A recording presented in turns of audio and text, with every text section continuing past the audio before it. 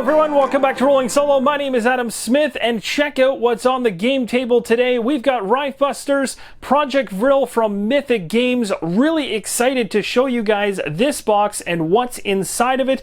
Not only will we go over this particular box in this video, we'll also check out the 3D doors set for this game, as well as the promotional Sally character.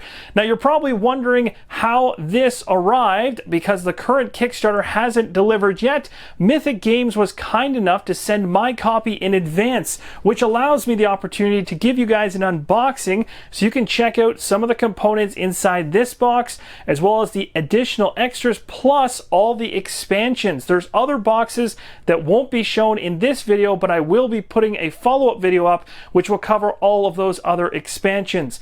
We'll start off with just this core experience first to keep things easy, but first, as always, we'll flip it over, take a look at the back of the box, and then dive inside. Now, if you're curious as to how the Kickstarter is progressing for this one, good news is that all of the games are currently loaded onto the ships and on the seas as they make their way to their destinations. So you can check out all that information on the Kickstarter. Updates are there, which give you a great look at roughly where things are at. So without further ado, I was going to go ahead and look at the back of this box and read it off to you guys, but very different than most of the unboxings I've done in the past. There isn't anything here to read. This is just a clean looking art, and beautiful art at that. So now we're going to go ahead, we'll flip this back over, take a look at the inside of the box, and we'll likely run into a rule book. First thing you're going to see is actually not the rule book. You're going to be greeted by the mission book, but I guarantee the rule book is hiding underneath. Yes, it is. Let's take a look at this thing. First, we'll flip it over to the very back.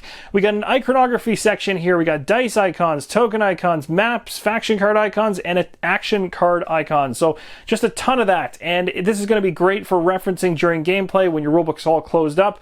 So always appreciate that on the back of rulebooks. It makes the rulebook even more useful.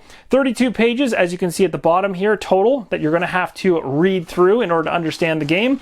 Starting off with the very first page, you're going to get yourself a little bit of narrative here on the far left-hand side to get into the world itself. You got the contents over here, game overview, components reference list. You can go through and ensure that you've got absolutely everything you think you should, or at least the rulebook advises that you should. Setup over here, rounds and turns, hero turn. You got basic actions. The 7 basic actions, if you're curious, are move, attack, search, ready equipment, draw 2 cards, unlock and open doors, and recover.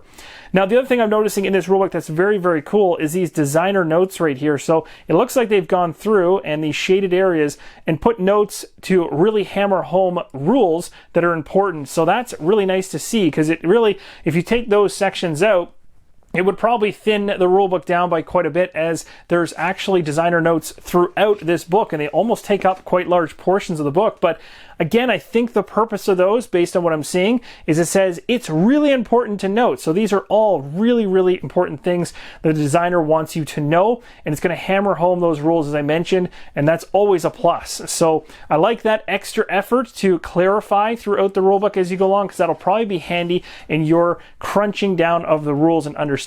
So once you get into this section, description of the basic actions are in here, so everything broken down. So move here is on one sheet over here and runs down to about attack. So every single action is about a half a page to a page in order to understand. Now, I'm not going to go through every single page in the book, but I do want to give you a rough idea as to really how it looks and how it's laid out. So you can see there's illustrations throughout the book as well, which is nice. Of course, being that it's a game with guns, you're going to have line of sight and range. Always nice to have actual visual examples of how that's going to work. Getting to know your enemies, so on and so forth. So that's essentially, we've gone almost past half the amount of content in this rulebook already. And then you've got breakdowns here of everything components wise, which is nice, and even some of the miniatures, so you know the names of everybody, all that good stuff, so you can line things up, tokens and things like that, keyword and skills. I guess we're pretty close to the end, so we might as well just continue on. I wasn't thinking I'd do that, but we'll do it all the way to the very back. So that's essentially the rule book for this one. Next up, we got the mission book, which I'm sure you guys are curious to see. Again, beautiful artwork on the front.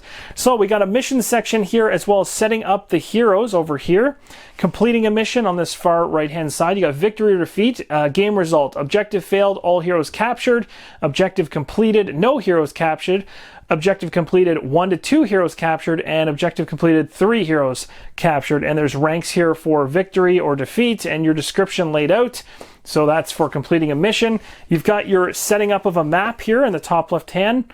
area, you got your setting up of a raid mission. So this is kind of your one-off, and from the Kickstarter and my understanding of this game, you can play this in a campaign setting where you have an evolving story going forward, or you could say, no, I just want a one-shot. I just want to set up a mission and go for it. That's what a raid mission is all about, and that's kind of cool because, again, not everybody has the availability to get a bunch of people and play a game in a capacity that's a campaign, although if you're playing solo like I am, then you're going to be able to pull off any of these modes, no problem. Campaign, raids, whatever you want. So that's pretty awesome. But you know, sometimes campaigns with other people don't always work out. The group may break up. So having the option to one-shot it is awesome. Okay, so setting up your campaign missions all listed out here. I'm not going to go through absolutely everything. I said that about the rulebook and then I did. But here's an example of a mission setup page. So this is mission number 2.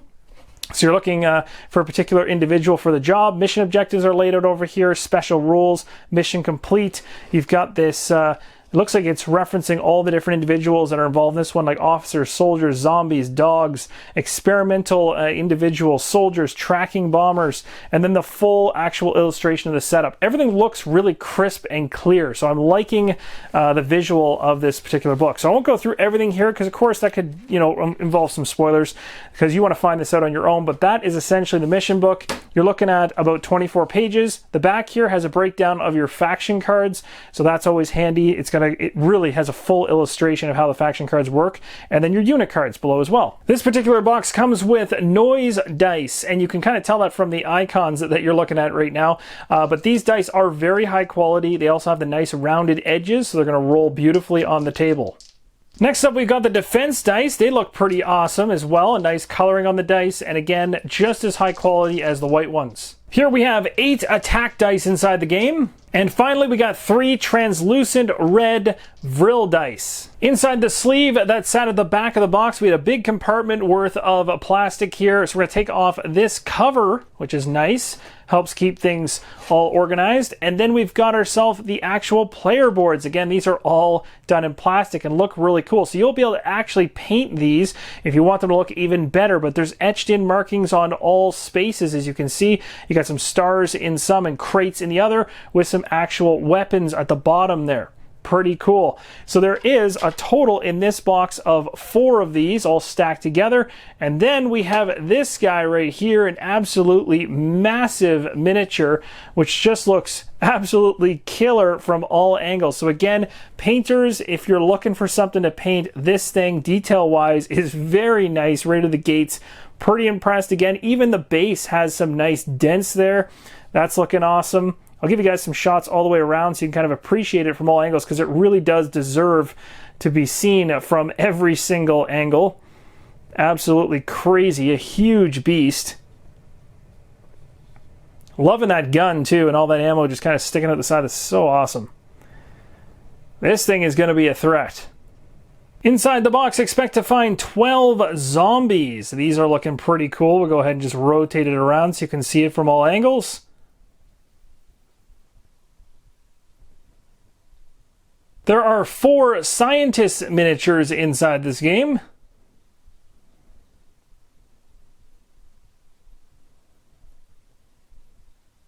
This individual is known as Sturmangriff, and there are 4 of these inside the box. Again, beautiful detail all the way around, so I'll spin this around so you can kind of appreciate it from all angles. Kind of seems like a smaller version of that gigantic beast that we pulled out earlier, and the name of that thing was the Vril Panzer, so that's pretty cool. The Vril Panzer was the name of that massive miniature we saw earlier on. This is called the Sturmangriff. This creature is known as Experiment 601. I'd certainly agree with that. Definitely an experiment. I have no idea what I'm even looking at. It's a very interesting looking creature indeed, but something that definitely you probably don't want to run into. There was 4 of that last one, and there's 4 of this one. This one is the Tracking Bomber, so that's a pretty cool name. And this is what it looks like. There are 4 officers inside the game. I'll give you a nice look at all sides of this one. Again, the base looks really nice. Always good to see base design so that you can actually do some painting as if they're standing on some cobblestone. This one is known as the Sturm Cannoneer, and that looks pretty cool. I'm really liking the sculpts in this game. They're fantastic, and the detail is very good too. Again, as I've already mentioned multiple times, I really appreciate it when miniatures now have some type of differences going on with the bases. That's always good to see. And yeah, these ones definitely are going to look beautiful on the table. Here's a look at one of the 4 dogs that come inside the game.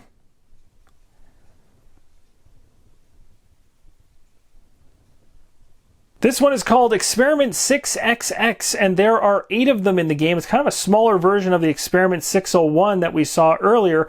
I think it might be a smaller version, or it might be a totally different experiment. Soldiers are by far the most common miniature inside the game. There's 16 of these miniatures in the box.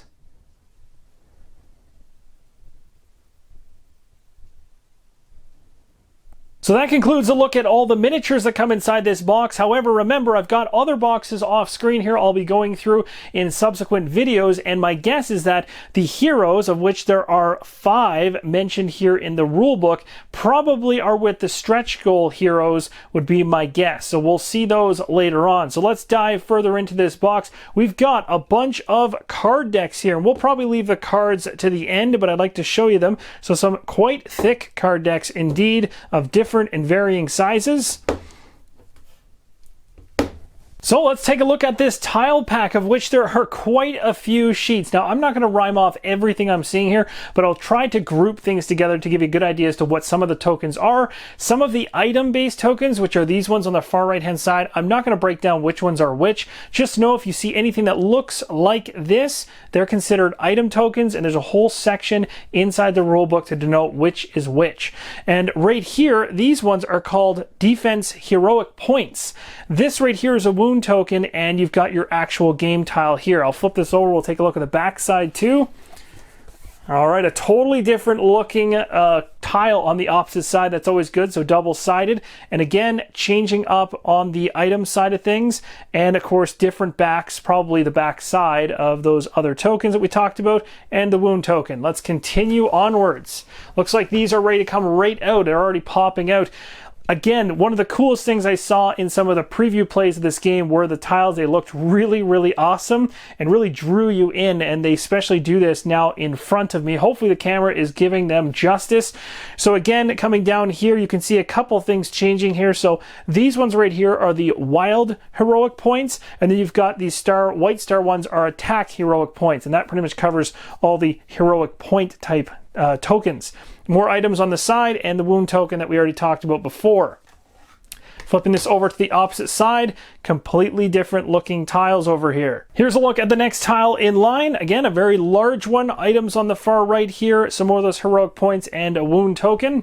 Flipping this one over. Now, there's quite a bit of these in the box. I'm not even joking. Most of the weight of the box, which it is quite heavy, comes from the sheer amount of these punch boards at the bottom of the box. There's another really, really cool looking one there. That looks very, very awesome. I love that glow, that hue that's coming off of them. Really brings the tile to life. Again, there's the backs of those tokens. Let's move on to the next one. Oh, check it out. A nice theater stage area here. That's pretty cool. And when I say nice, I guess there's blood splattered everywhere. So, you know, not so nice things have occurred there. Again, more tokens around the outside. You can see that the artwork on these tiles are very, very different. Each one a very unique scene. This one doesn't look like a good scene either. It looks like kind of a hospital, medical, or something gone horribly wrong torture area. I don't know what's going on there. If this is a hospital, you probably don't want to visit that hospital. Let's just say that. And again, more tokens around the outside. All right, so now we're getting to some smaller tile sizes instead of those larger ones, and some different tokens. So again, as we've seen, these ones right here are items. These ones down the middle, you're probably wondering what they are. They are considered jammed. Those are jammed guns, basically. And the opposite side is red, and it's drained. And of course, you get your wound tokens in there. So when I flip this over, you'll see those guns change over to a red side if they don't, if all the tiles don't pop out. There you go. So that is the drained side of those tokens. And again, totally different tiles, as these are all double-sided. Moving right along to the next one, we've got, this one is on the suppressed side for these particular tokens. On the opposite side is obscured, and then of course, new tiles, new items, new wound tokens. There seems to be lots of wound tokens, which I'm assuming means there's going to be a lot of very hurt individuals. So as I mentioned, this is the obscured side, kind of like a smoke bomb essentially going off. It isn't really orientated right on camera. If I do it like this, it probably looks more like a smoke bomb with the smoke kind of coming out of it. Again, very, very cool areas. Really excited for this one, how it plays. Here we have some secret passageways that are inside the game. We've also got some exit tiles, smaller tiles from different angles, straight edge angles and hallways, things like that. This is for one of the doors. Again, if you have the 3D door pack, which I will show as part of this video at the end, then you won't need some of these door tiles, would be my guess. But if you don't have that 3D door set, then these will be your doors. The opposite side of that particular tile shows us some nice shadowed areas with light pouring in through the doors and windows that are open. It's more likely that those are windows than doors, but I could be wrong. Moving right along, again, very different hallways. This time we seem to have some tables showing up and some lighting going on there as well. These tokens right here are considered barracks tokens. Here's what's on the opposite side of this sheet.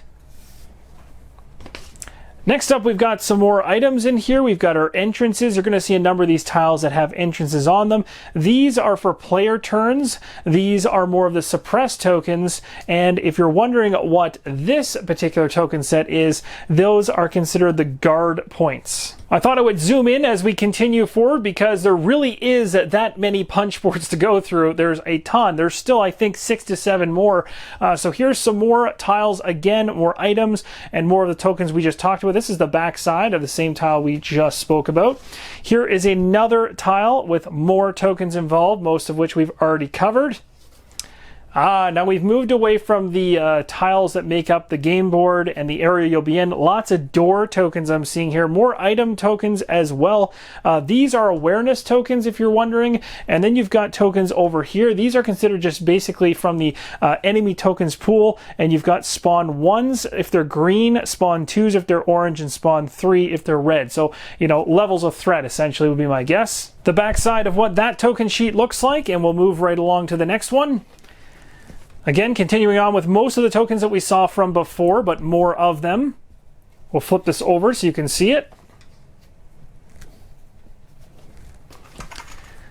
And here's a token sheet with all kinds of stuff going on here. All of these types of tokens all the way along the outsides, these are all considered skill tokens. You've also got locked door tokens going down the middle here. You've got a tracker over here for the alarm system, whether it be the pre-alarm system or the post-alarm system. My guess here is that this is the pre-alarm system. Other tokens here might be scenario-specific ones, but I'm not 100% sure. We'll just carry on. I'll flip this over to the opposite side so you can see what it looks like from the back.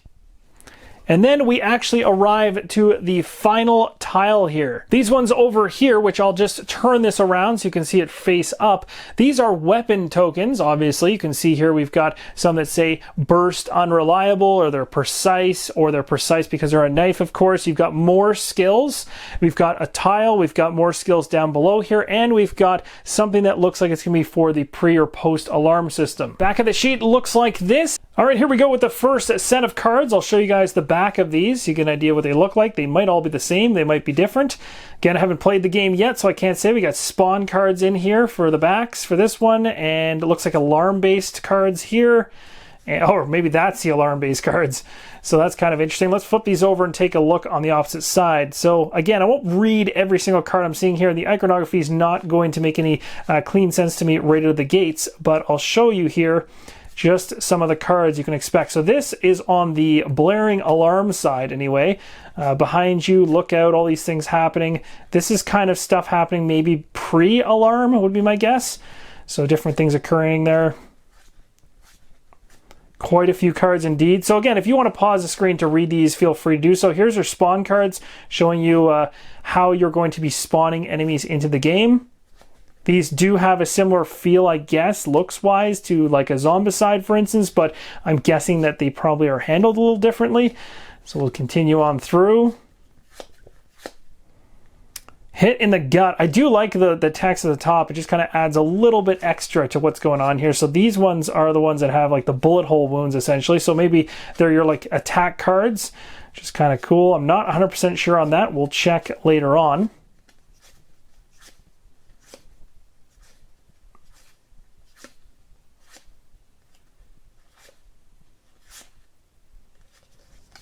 And that's the last one right there, Intense Pain. Next up, let's go over some cards. I'll show you guys these really quick. These are the backs of the cards, so there's repeating artwork here. There's also a special card specific to each character, of course, depending on who you're controlling. Red Hawk here. That's the artwork for Red Hawk. Card specific. Quentin. The artwork is one of the reasons I was drawn to the game in the first place. The trailer that came out for this game literally blew me away. It was one of the nicest things I had seen on Kickstarter trailer-wise in a long time. It used a lot of 3D animation, but it looked so good.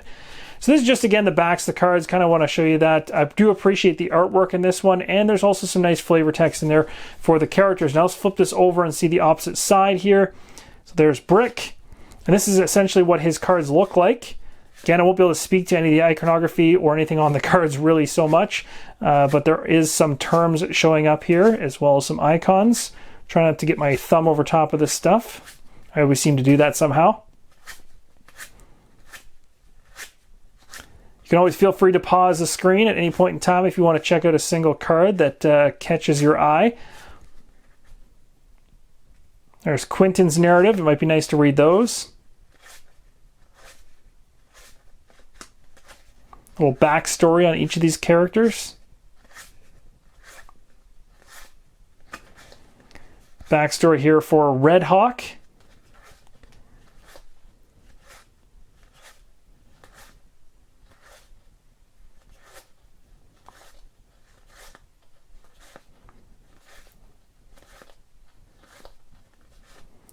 There's Sarge. We're almost at the end now. I do like the little text that I'm seeing every once in a while here, just kind of like giving you a little bit of some verbiage as to what's going on. Suck it up. Take him out.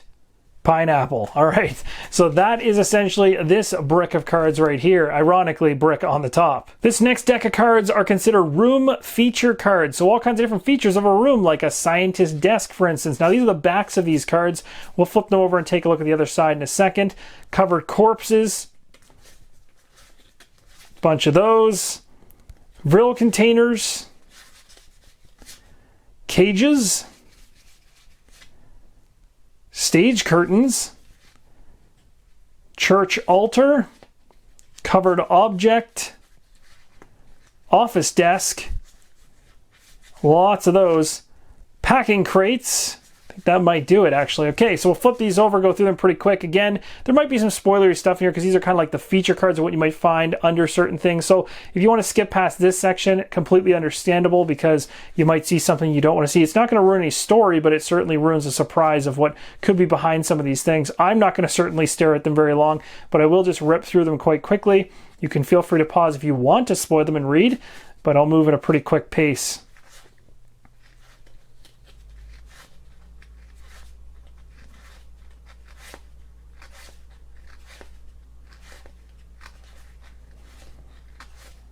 I do like the idea that there are featured things to check out in the different rooms. That's pretty cool.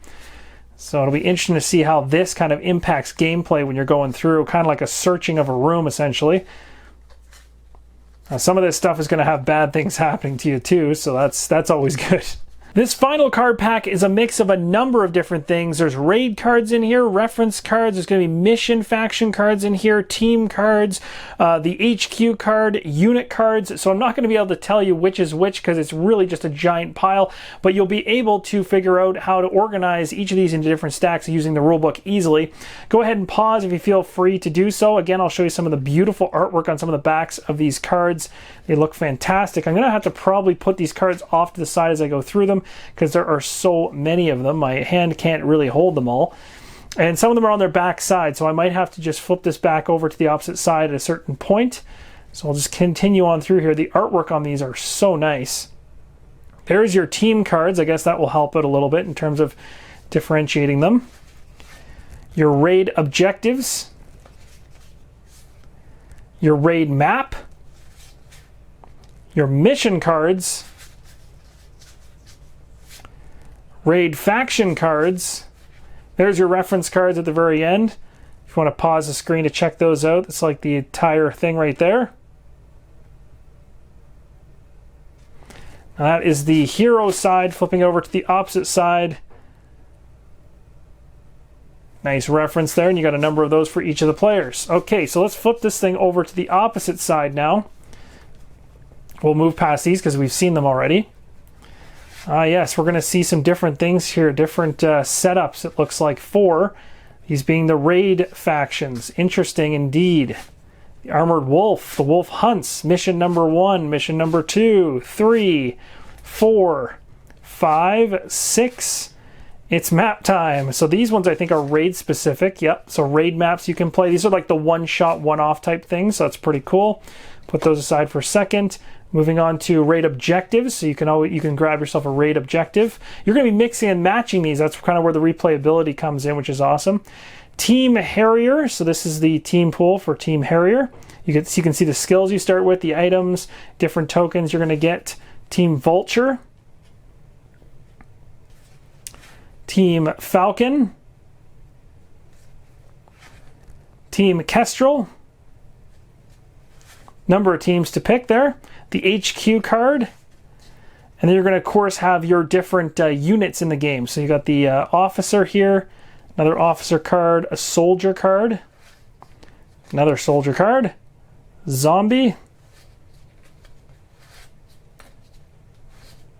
a dog. These are going to be for each of the miniatures we went through earlier. The experiment cards, tracking bomber,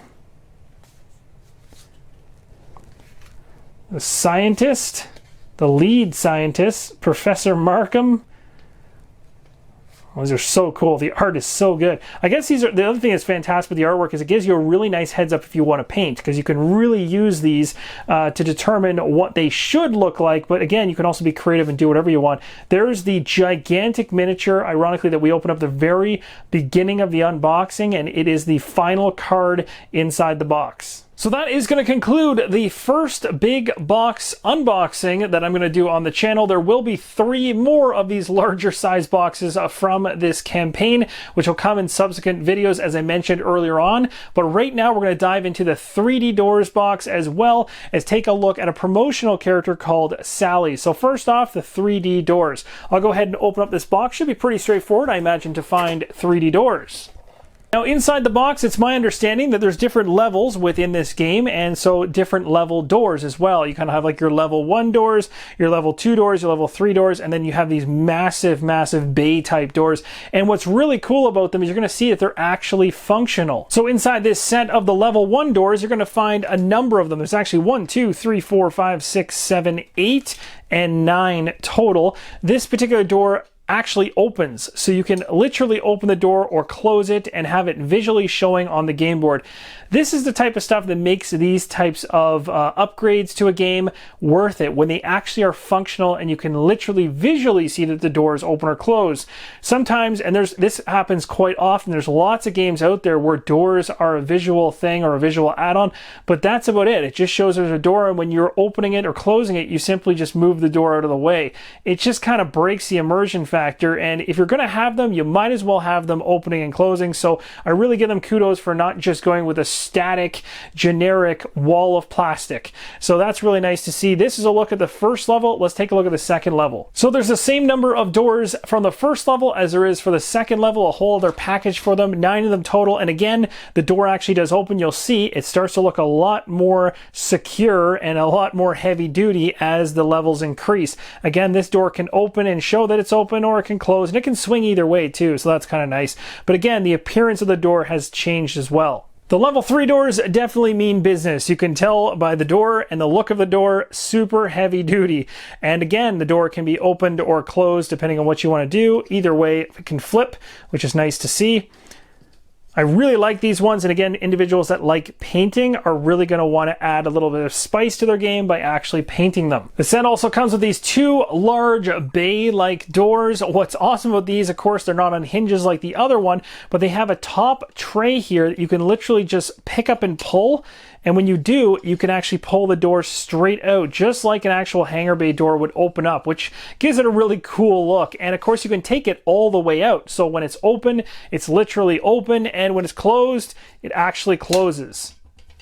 And last but not least, we're going to check out Sally. So let's go ahead and open up the box, find out what's inside. Here are all the components that come inside the box for Sally. We've got her weapons here, tokens, as well as some skills. We got the miniature we'll take a close-up look at in a second, and 2 decks of cards. One thing to mention earlier when we were looking at cards and you saw duplication of cards, that's because there are different languages. So one is going to be English, which is the one I'll be focusing on. The other one I won't need. Let's take a look at the miniature. Here's a look at Sally's miniature. We'll go ahead and spin it around so you can see it from all angles. You got the grenades and you got the canteens hanging off there. You've also got the Thompson in her hand, or at least looks to be a Thompson. Pretty good all the way around, and a nice base too. Here is Sergeant Sally's card. We'll go ahead and flip this over to the opposite side. Upside down, that doesn't help. And now we'll take a look through her cards. Flipping these over, and we'll go through these one at a time.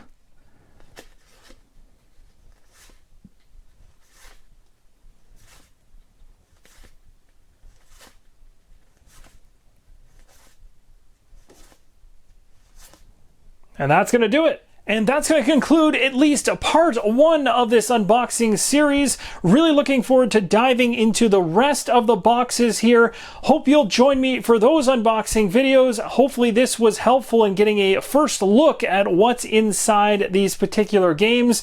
Thanks again for watching, and as always, keep on rolling solo.